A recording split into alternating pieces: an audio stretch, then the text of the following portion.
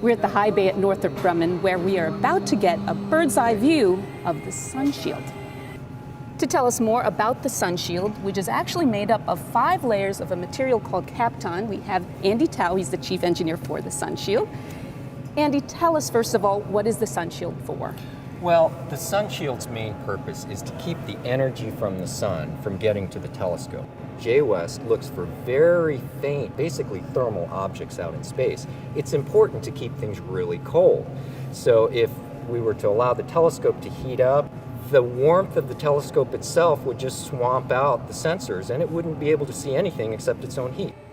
The second thing is just to keep out the visible light also. The visible light can get inside the optical train and cause all kinds of interference, so we want to keep that out too. Now, Andy, I mentioned before it has 5 layers of a material called kapton. Before I ask you why 5, what's kapton? Kapton is essentially a space-age plastic film material. It's something that's been developed for a number of years, and we actually use it in our thermal insulation material. Okay, and 5 layers? Why is that? 5 layers, well, 6 would be too many and 4 would be too few. You've got this down. Yeah, well, it actually has to do with the amount of energy that we need to reject from the sun. The sun is putting in a certain amount of energy, and we need to reject that and make sure it doesn't get to the telescope. The sunshield is built so that there's an angle between each one of the layers, so heat that comes off of layer 1 gets bounced out and actually gets rejected out the sides.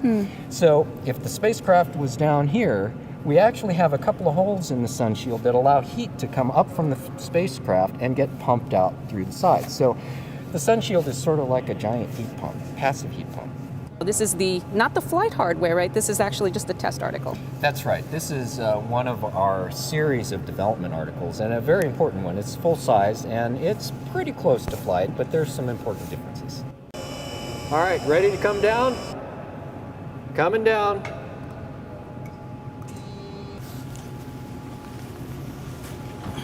Oh boy.